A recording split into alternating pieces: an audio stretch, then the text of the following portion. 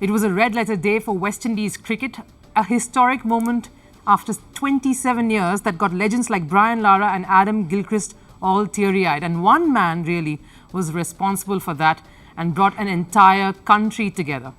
A young debutant in Shamar Joseph. A debut series, his talent, his grit and the most humble beginnings has really taken the world by storm. I'm really lucky to be in conversation with the man himself. Shamar, welcome to Firstpost here. Has it all sunk in yet? I'm actually happy to be here. Before I start, I always want to give God the praise and thanks, for what He has been doing for me in my career moving forward. Yesterday was a fairy tale. That's all I could say. I still feel like I'm actually dreaming, knowing that I wake up this morning, still wondering that we have another day to play cricket. But I didn't know that it was over yesterday. So, like, I'm still in a shock, but I'm really happy that we did it as a team. Now, what was the mood like after that victory? We saw you racing away to the ropes despite having that injury. The mood was great, but afterwards, what was it like around in the dressing room? Well, I was just trying to get into the management team. I was just trying reaching out to them because they were supporting me, knowing that I was going through a lot with the pain on my toe. And, I was trying just getting to them to, get to hug them and let us rejoice together, knowing that we did it as a team once again. Beating Australia for in 27 years. 27 years. I wasn't even born the last time West Indies beat Australia. Coming here and do it for them and do it for my country, the entire Caribbean and the entire world, in fact, because there are a lot of people out there supporting me, and it's amazing. I can't really explain how happy I am right now. Everyone was in tears. There were so many emotional moments there. Brian Lara penalty came right afterwards during the presentation. There was a lot of emotions running high back there. What was the best thing that you heard? You also visited the Aussie dressing room. Everyone came and sort of met each other. What's the best thing that you heard after the win? Well, Brian Lara came up to me. He was like, Shamar, you don't even know what you did there just now. You don't even have a clue, which I don't. But in other words, he was just telling me, like, coming out of nowhere and do this for our West Indies team. You are just a superstar. He used a lot of words to me, but he was so happy, the tears of joy from him. He hugged me, he squeezed me. Ian Bishop, Sorkal, Hooper, all these men just come, they hug me, squeeze me, coaches, Andrew Cody, the entire management team. Everybody was just happy. It was just happiness in our dressing room. Pat Cummins, I went over to their side, and Pat Cummins, he hugged me and told me that, if it take to hit somebody toe, and they come back and do this on the next day, he would love to get that every time he play test cricket. So, for my second test match, he showed great respect as a captain, and he sit and had a great conversation with me and tell me, how he's really happy and, proud that it's just my second test and coming out and do these things amazing. You mentioned the injury. It was painful when we saw it on Saturday. It was, yes, when Mitchell Starc delivery, and you were not supposed to play. Take us through that. How did it all pan out? Yeah, well, it's all about I wasn't giving up. After I get hit, I know that I could never make it at that point. Because I was in really a lot of pain. My entire toe was black and blue. The game was flush on the toe. So I went off, dark clean. Put ice in it, just try. Nothing was working at that point. Now every tablet wasn't working. It was just hurting. I came home, take all of my pillow, put it on the foot side and take my foot and I just elevated a bit. Tried to get some rest. Didn't get to sleep that entire night. Till like 3-4 o'clock in the morning. Rest, catch up a little rest. Then wake up. The morning, still feeling a lot of pain. I just went down, get breakfast, come back, say, Doc reached out to me, how you feeling? Just tell him now, well, Manny say, could just relax. I said, no, I'm sure, but Doc was like, Shamar, I want you to come to the ground for a reason. I know what the reason was, but it was for a good reason. So I say, no problem. I cannot make it to play, but I would just still go and support these guys. So I went to the ground. That come clean my toe, gave me a few pills. I drank them, and doc strap on my toe. I said, start feeling a bit better. The pain start easing, and I just put on my boots. I walk around a bit, see how I felt. Go out, bowl, even warm up. Just try to hurry bowl through. Just get the bowl through. See how my toes feeling. And it was okay. I say, alright, sure, I will play. I didn't even walk to the ground with even my playing clothes because my intention wasn't to play. So yeah, it's amazing that have a team and that believe in you and have confidence in you, knowing that when you need it mostly, it's really amazing that and I went out there with all that pain and do it for my team and my country and the entire Caribbean. I had to get one of the guys jersey just to go out because the captain needed me to go out there. So I went out with one of the boy shirts, and after the over, my shirt come and I just went off, changed off so quickly, and then went on back. Then how as I say, my team they believe in me so much. They not known me for a long time, but just being in the camp and being around each other is just a great privilege to knowing everyone and what they expect of you. So the expectations from me was quite highly from these guys, and they keep supporting me throughout the entire two test matches.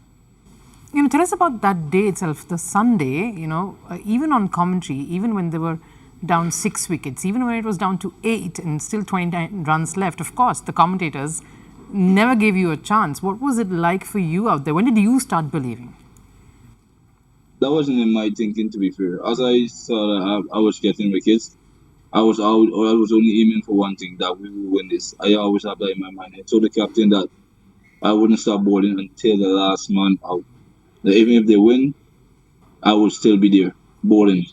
Let it come out for me or Azari, or even Kim Arosh or Justin Gray, because we were the fast bowler there. So I told him I will hold my end.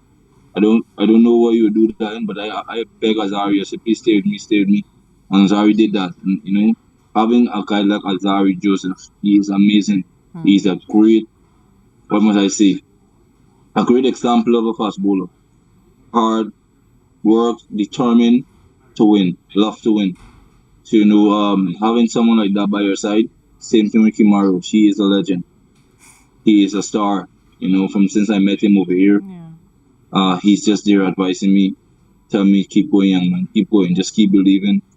Don't be too, don't be too excited. Don't be too, he just there always try to get me in the right frame of mind. Always advise me upon doing the right things. So this bunch of men here and this bunch of guys is just amazing group and family. You've got to take us through the two tests. There's so many wickets you took. I know Sunday is special. The second innings at Gabba is special. But which is that one wicket that you would take back saying, this is the one? I mean, I know it was you took the wicket of your first delivery, but what was that special wicket for you? Well, I'll go back to the first test match. Definitely it would be Steve Smith. That's as I mentioned earlier, that's my favorite player. Like, I really appreciate Steve Smith and love Steve Smith. He's a legend in the making. Yeah. He's a young superstar at the age of 33, if I'm correct. Yeah, he is a star. And watching Steve Smith bat yesterday, even though I was bored, and I hold one thing in my mind: I will get him out. But he stick and play that role. He hold until there's nothing more that he could have done. But it was amazing watching him bat, even though we are opposition. I love seeing Steve Smith bat. So I enjoyed it yesterday. It was a great game. I still think I'm dreaming here right now, but it's all happening, and it's happened for us. We'll, of course, keep living a lot of those moments over and over again, Shamar. But speaking of that switch between the two tests, of course, the first ended very, very dishearteningly for all of you. But there was this moment, a comment by Rodney Hogg after that first test calling you guys a pathetic team and had written you off. And your captain, Brathwaite, of course, mentioned that post the second test at the presentation. What were the conversations like amongst you? Obviously, he said that pumped you up. How were the conversations right after that first test before heading to Gabba?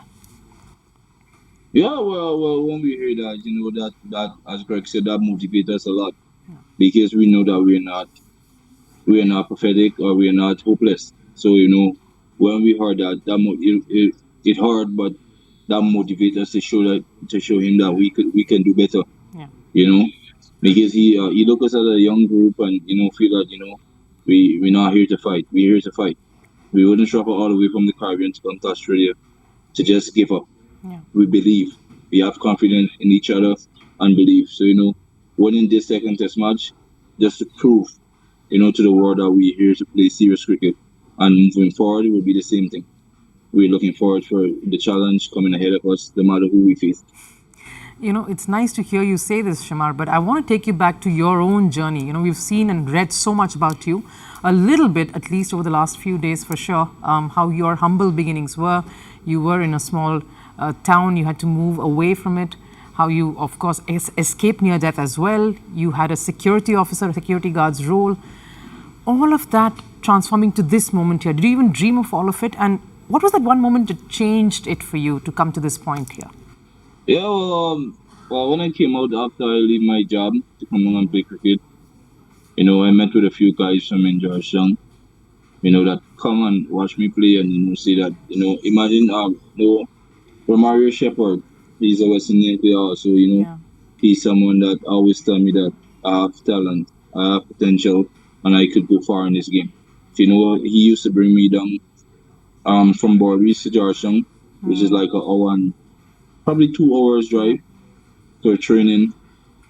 So I used to come down with him. Then I met a few other guys that helped me in terms of show me around what the cricket is like and how you could develop yourself and all these things. But most of in my career moving forward, I must say to Dr. Irfan Ali, our president, Guyana president, he is a star in the making. From my first class to CPL, from CPL to Super 50. I wasn't even in the Super 50 squad, and he make calls and he talk, he make sure that, I must be there. If the money had to come up from his own pocket, he would have paid for me to go there. And I must shout out to him, and I would love for him to hear this. I just want to appreciate the moments and the time that he spent doing things for me and will continue to do for me. He is a superstar You and a great man. Yeah, you mentioned CPL there, Shamar, the Caribbean Premier League for our viewers. That was a moment as well. I mean, of course, someone picked you and spotted you. It's an interesting story. Take us through that. Yeah, well, so the analyst from Guyana Amazon Warrior, Prasanna, he's all the way from India. He is living in South Africa. Oris can explain how much I appreciate this man around me. He's like a father or mother. He saw me bowl 2 balls, just 2 balls in the net, and that was it. He say, "I will get you into the Guyana team either next year, or if not, this year you will play CPL." So that same night, I went back and I come back to the game, watching the game in the stands. Team Paul get injured right away. I receive a phone call. You have to play tomorrow night. So, that was just amazing. When the president heard that too, I think like that was his call also. Imran Tahir. Yes. There's a lot of people that I would thank. I wouldn't be able to call everyone name, but there are a lot of people that was there for me throughout my career moving forward, especially the people from Barakar. When they heard that I'm playing CPL, oh my God, the reaction was, it was so much joy. People that didn't watch cricket came out to watch the game, stay up many nights to support me, and I will always continue to support Barakar because I know what they do for me, the sacrifice that they made. People that have their job to work the next day, they stay up like hours, all nights, then have to go to work. So I just want to shout out to them how much I love and care about them and what I want to do for them. God will be there with me to go through this race with them, definitely. I have to sort of end this interview towards at least a couple of questions. One of them has to be about your learnings from your childhood. I mean, we always say that we are sum total of our experiences. Not to say you didn't want any of it to happen, all of it has led you to this particular moment. What are your learnings from all of those different chapters in your life so far? They were hard. Yeah, it's all about, believing and trusting. Think about what you're capable of doing. Obviously, cricket wasn't, you know, after I started working, I didn't have time to train. Or, in Barakar, we play cricket, like softball. We have a sport we call the get the ball, or the man bat. It was just amazing coming up from Barakar, not knowing that you would have played for the West Indies. Never had that dream, to be fair. I was in Barakar, I never know about West Indies cricket and CPL and all these things. Yeah, but while growing up, different fears and different experience come about. After I leave Barakar, I come out to New Amsterdam. I started working construction, security, barbering. I did a lot just to maintain myself as a young man, try to better myself. And as moving forward, you learn a lot, because one thing I learned, I try to learn as fast as possible, try to make things easier for me while moving forward in my career. So meeting to this stage today, all I want to say is just thank God, that He was there guiding me. Wasn't say that I was doing everything the right way, but God was still there with me, helping me moving along my career, my family, my kids, my fiance, my parents. They didn't even want me to play cricket on Saturday because we are Adventists, and now, it's I'm so happy for the training moving forward before I get here today, because if it was for my parents and the training that they give me, probably I would not be here today, but I must say thanks to them for all that they have done for me and will continue to do for me. And I will be there for them anytime and always. We've heard you say this also, and you've always spoken of the importance of Test cricket, even at this age. You know that the world is changing. There's so much of T20 cricket. Do you still say this now at this point, that Test cricket playing for West Indies is important? Yeah, to be fair, this is always my dream, playing Test cricket. Not just Test cricket, all format I want to play for the West Indies, ODI and T20. But one thing I must say, I think that this is something that, being pushing us as young men away from our cricket and our country, just don't want to go after. I look up to Azari Joseph. He played all format of the game, and he have never missed a test match, and that action encouraged me that if, Azari could do this, I could do this also. I want to dedicate myself to play a lot of test cricket, a lot of ODI for West Indies. It doesn't matter how much, and I will repeat this again, doesn't matter how much it takes. As long West Indies have cricket, I will always make myself available, because I think West Indies cricket get us to all these leagues and all these things. So this is where it starts. So this is where you have to come back. This is the mother earth for us, West Indies cricket. I look up to Mitchell Starr. It has been years that he refused IPL contract just to dedicate himself to Australia cricket. And I want to use that as a role model for me moving forward in my career.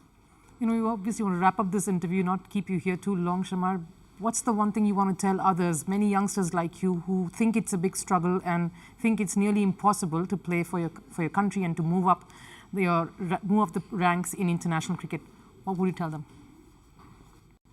As long as you have self-belief and people believe in you also, things could always happen.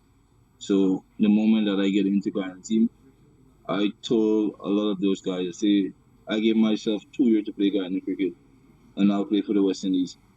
It didn't meet a year properly in the West Indies team. So, it's amazing. It's really amazing that, I'm here today, and I will continue to be here by God's grace. All right, Shamar, it's been a pleasure really speaking to you. Thank you so much for giving us your time. And of course, the world is watching you. All eyes are on you, and we'll see where you head from here. I'm sure you'll impress us and keep doing so in the years to come.